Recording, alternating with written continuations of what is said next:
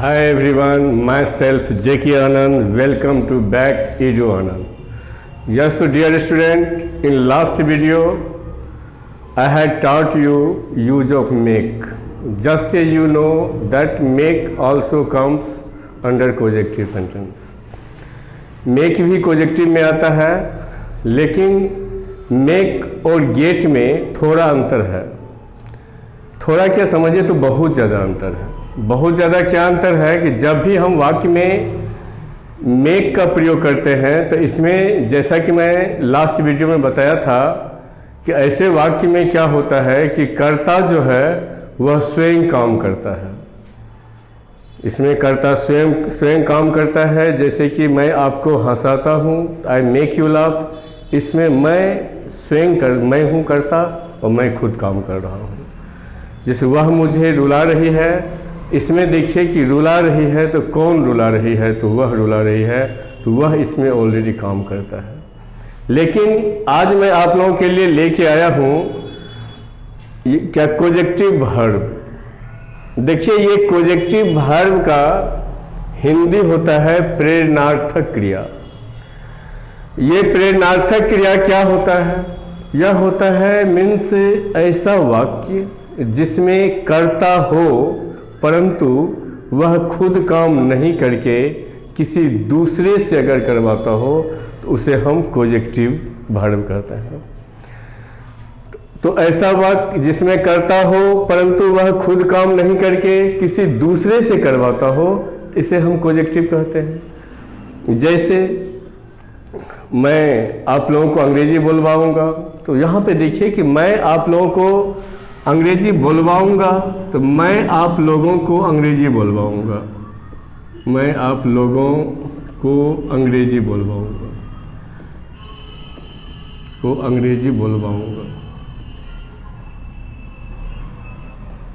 तो मैं आप लोगों को अंग्रेजी बोलवाऊंगा. तो इस वाक्य में क्या है कि मैं खुद नहीं, किसी और से, किसी दूसरे टीचर को बुला करके तब मैं उसके द्वारा आप लोगों को अंग्रेजी बोलवाऊंगा. तो यहाँ क्या है कि बोलवाना. देखिए डियर स्टूडेंट, आपको कहीं भी किसी डिक्शनरी में ये कॉजेक्टिव वर्ब नहीं मिल सकता है. कॉजेक्टिव वर्ब, और जैसा कि मैं अपनी लास्ट वीडियो में बताया था मेक के बारे में कि यह हम लोग क्या करते हैं कि इसको हम लोग बनाते हैं. इसका वर्ड कहीं डिक्शनरी में नहीं है. जैसे देखिए यहाँ पे हंसना है तो हंसना का हंसवाना हो जाएगा. पीटना है तो पिटवाना का पिटवाना हो जाएगा. बोलना है तो बोलवाना हो जाएगा. पढ़ाना है तो पढ़वाना हो जाएगा. पीना है तो पिलवाना हो जाएगा. मीन्स दुनिया के जितने सारे वर्ब है, सभी मेन वर्ब जितने भी है, सभी वर्ब को हम कॉजेक्टिव में कन्वर्ट कर सकते हैं. और यह कॉजेक्टिव को बनाने का जो इसका तरीका है आपको, इसका एक मास्टर रूल होता है जिसको कि हम इस रूल से बना सकते हैं कि सब्जेक्ट प्लस एच भी के बाद कहीं गेट दे देंगे, कहीं पे गेट्स दे देंगे, कहीं पे गोट दे देंगे, कहीं पे हम गेटिंग दे देंगे, गेटिंग, और प्लस नाउन या प्रोनाउन देते हैं, और वही सामान्य वर्ब का तीसरा रूप को रख देते हैं. तो ये आपका कॉजेक्टिव जो है सो तैयार हो जाता है. तो देखिए अगर दुनिया का कोई भी वाक्य यदि आपके सामने में आता है तो उस वाक्य को आप कॉजेक्टिव में कन्वर्ट कर सकते हैं इस स्ट्रक्चर के द्वारा. और मैं मेक वाला जो आपको बताया था, तो मेक में क्या था कि सब्जेक्ट एच भी के बाद मेक, मेक्स, मेड, मेकिंग, तब नाउन या प्रोनाउन, तब V1, तब ऑब्जेक्ट था. इसीलिए आप लोगों को इस चीज़ों पर ध्यान रखना है कि मेक और गेट में देयर आर मैनी डिफरेंस, दोनों में बहुत का अंतर है. तो अब देखिए कि किसी भी वाक्य में हम गेट का प्रयोग कैसे करें. यह खास करके स्पोकन के लिए बहुत ही ज़्यादा ज़रूरी है. अगर आप इसको समझ जाते हैं तो यह आपके लिए बहुत आसान है, और नहीं समझ पाते हैं तो यकीन करो दोस्त ये बहुत भारी भी है. इसमें सिर्फ थोड़ा सा समझने की तरीका है. आप इसे समझो, कॉपी कलम लेके बैठो और इसका थोड़ा सा प्रैक्टिस करो. I hope that you will be free from speaking. आप बोलने में जो है 100% स्वतंत्र हो जाएंगे. जैसा कि आप जानते हैं कि मैं अभी राइटिंग स्किल में काम कर रहा हूँ और राइटिंग स्किल में मैं स्पेशल रूल पढ़ा चुका हूँ। यूज ऑफ मेक मैं लास्ट वीडियो में पढ़ा दिया हूँ और आज मैं आप लोगों को गेट के बारे में बता रहा हूँ। तो देखिए कि according to tense helping verb special rule it means you can use any use of get in any sentence. दुनिया के किसी भी वाक्य में आप गेट का प्रयोग इसमें कर सकते हैं। अब जैसे देखिए रहेगा कि वह मुझे हंसवाता है, वह मुझे हंसवाता है। तो बस वह मुझे हंसवाता है, आपको क्या करना है कि लास्ट में देखना है, लास्ट में क्या रहता है। It mean this sentence is in present indefinite tense. यह वाक्य प्रेजेंट इंडेफिनिट टेंस का है और प्रेजेंट इंडेफिनिट टेंस का स्ट्रक्चर क्या होता है, ही दे दिए। इसमें तो हेल्पिंग वर्ब होता ही नहीं है। ही जो है ये थर्ड पर्सन का सिंगुलर नंबर है, इसलिए गेट्स हो जाएगा इसमें। तो हो जाएगा क्या, ही गेट्स मी लाफ्ड। अब इसी प्रकार कोई भी वाक्य रहेगा कि मैं उसे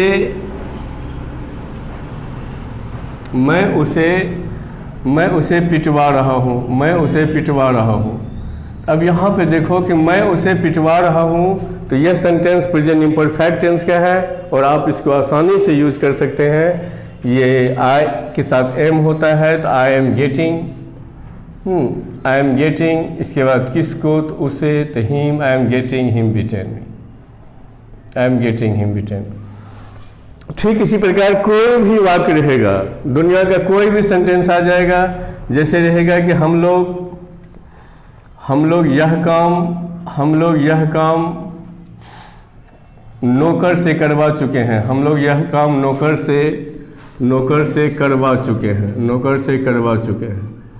अब यहाँ पे देखिए कि हम लोग यह काम नौकर से करवा चुके हैं, तो इसका मतलब है कि यह यूज हो रहा है प्रेजेंट परफेक्ट टेंस में, इसका इस्तेमाल हो रहा है।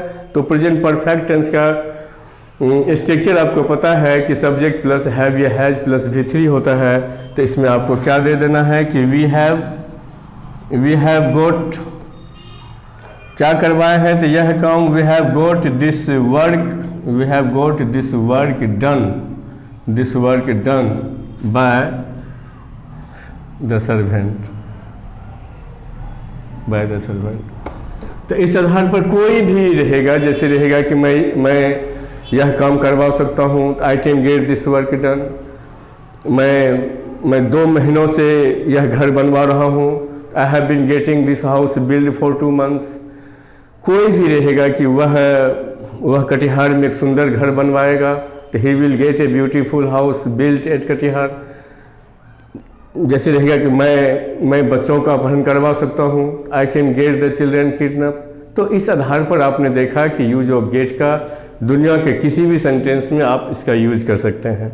यह आपके लिए बोलचाल के लिए जो है सो बहुत ज़्यादा ज़रूरी है, इसको थोड़ा सा समझने की आवश्यकता है। और यह यदि आप जान लेते हैं, यकीन कीजिए कि आप हिस्टोरिकल अंग्रेजी बोलिएगा। जब आप बोलने लगिएगा ना तो रुकिएगा नहीं, क्योंकि ये सारे जो है ना स्टेज पर शो करने के लिए, भाषण देने में यह काम होता है। जैसे नेता लोग हमारे यहाँ आते हैं, तो मैं आपके गांव में सभी जगह यह करवाऊंगा, ये करवाऊंगा, वो करवाऊंगा, वो करवाता है, करता नहीं है कुछ। तो ठीक उसी प्रकार यह जो है कोजेक्टिव, आप जानिए कि कोजेक्टिव एक वर्ब होता है, यह सेंटेंस नहीं है। और कोजेक्टिव वर्ब का निर्माण हम लोग करते हैं। किसी भी वर्ब को कोजेक्टिव वर्ब में कन्वर्ट कर सकते हैं, चाहे वो पीटना है तो पिटवाना, पीना है तो पिलवाना, किसी भी को कोजेक्टिव में कन्वर्ट कर सकते हैं। कोजेक्टिव में कन्वर्ट करने का उसका एक ही तरीका है कि इसमें आपको गेट लगा देना है, नाउन और प्रोनाउन देना है, सामान्य वर्ब के तीसरा रूप को रख देंगे तो ये कोजेक्टिव हो जाएगा।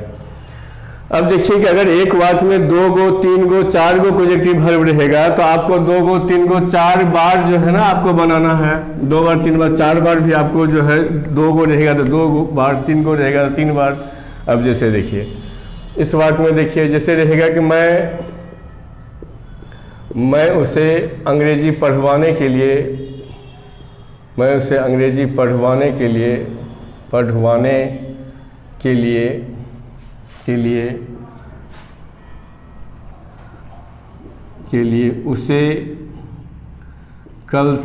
उसे कल से यहाँ उसे कल से यहाँ बुलवा रहा था। अब यहाँ पे देखो कि मैं उसे अंग्रेजी पढ़वाने के लिए यहाँ उसे का तुझे कर देते हैं, ठीक है। मैं तुझे अंग्रेजी पढ़वाने के लिए उसे कल से यहाँ बुलवा रहा था। In this sentence you can observe that बुलवाना इज ऑल्सो कोएक्टिव वर्ब, और पढ़वाना जो है ये ऑल्सो कोएक्टिव वर्ब है। तो जैसा कि मैं कहा कि एक वाक्य में 2 हो सकता है, 3 हो सकता है, 4 हो सकता है, तो जितना बार रहेगा उतना बार हम गेट का यूज करेंगे, उतना ही बार हम नाउन और प्रोनाउन को चुनेंगे और वर्ब के तीसरा रूप को देंगे, तो मेरा वाक्य तैयार हो जाएगा। तो हम सबसे पहले देखते हैं कि मैं उसे कल से यहाँ बुलवा रहा था। तो this sentence is in past perfect continuous tense. इस स्ट्रक्चर हैड बीन से होता है, तो आई हैड बीन के बाद getting, I had been getting him called here since yesterday. I had been getting him called here since yesterday. तब देते हैं to get you spoken English। तो अब यहाँ पे आप क्या देख रहे हैं कि इस गेट का प्रयोग जो है you can use not only in tense but also in helping verb या मॉडल वर्ब या in any types of special rule. तो देखिए ये बहुत आसान है, ये मास्टर रूल है। इस मास्टर रूल पर आप सेट करके दुनिया के कोई भी सेंटेंस में आपको गेट का प्रयोग कर सकते हैं आप। अब सवाल है कि हाउ विल यू नोटिस, कैसे आप पहचानोगे किसी भी वाक्य में कि ये कोएक्टिव वर्ब है। तो देखिए किसी भी वाक्य में कोएक्टिव वर्ब को पहचानने का तरीका क्या है कि इसके अंत में हमेशा वाना लगा हुआ रहेगा। वाना, वानी, वाने, जिस पढ़वाने के लिए, हंसवाने के लिए, पिटवाने के लिए, खिलवाने के लिए, बनवाने के लिए, सब में वाना वानी लगा हुआ रहेगा। अगर वाना लगा हुआ रहेगा तो आपको समझ जाना है ये कोएक्टिव वर्ब है, और कोएक्टिव वर्ब का हम निर्माण करते हैं। यह किसी ग्रामर में इंगित नहीं है, और यही बेस्ट तरीका है इसको समझने का कि इस स्ट्रक्चर पर आप दुनिया का कोई भी सेंटेंस यदि रहेगा आपके सामने में आता है तो आप उसको सॉल्व कर लेते हैं। तो निश्चित रूप से आप लोग जो है इसको प्रैक्टिस कीजिए। इसमें एक नहीं 10, 20, 25 वाक्य अपने से हर एक टेंस में सेट कीजिए, हर एक मॉडल वर्ब में सेट कीजिए, स्पेशल रूल में सेट कीजिए कि आप लोगों को यह काम करवाना है। मतलब मुझे अपने बच्चों को अच्छे स्कूल में पढ़वाना था, आप लोगों को यह काम करवाना होगा। तो जस्ट एज आप जानते हैं कि दुनिया के कोई भी सेंटेंस में इसका यूज हो सकता है, और आप इसका यूज करें, इसको प्रैक्टिस करें।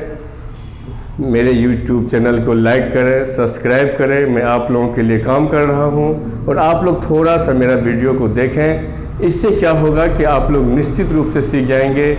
अंग्रेजी सिखाने के लिए अंग्रेजी को बोलने के लिए, पढ़ने के लिए, लिखने के लिए इसमें ग्रामर की आवश्यकता नहीं होती है, इसमें कंपोजिशन की आवश्यकता होती है। और मैं आपको कंपोजिशन में टेंस पढ़ा चुका हूँ, हेल्पिंग वर्ब बता दिया हूँ, स्पेशल रूल बता दिया हूँ, यूज ऑफ मेक मैंने बता दिया। फिर आज मैंने इस वीडियो में मैंने आपको यूज ऑफ गेट बता दिया हूँ। नेक्स्ट वीडियो में हम लोग पैसिव टू पैसिव पढ़ेंगे, और उसके बाद कंजक्शन पढ़ेंगे। तब ये 6 चैप्टर आपका कंप्लीट हो जाएगा, और जब ये होने के बाद तब हम लोग ग्रामर के अगला चैप्टर में जाएंगे।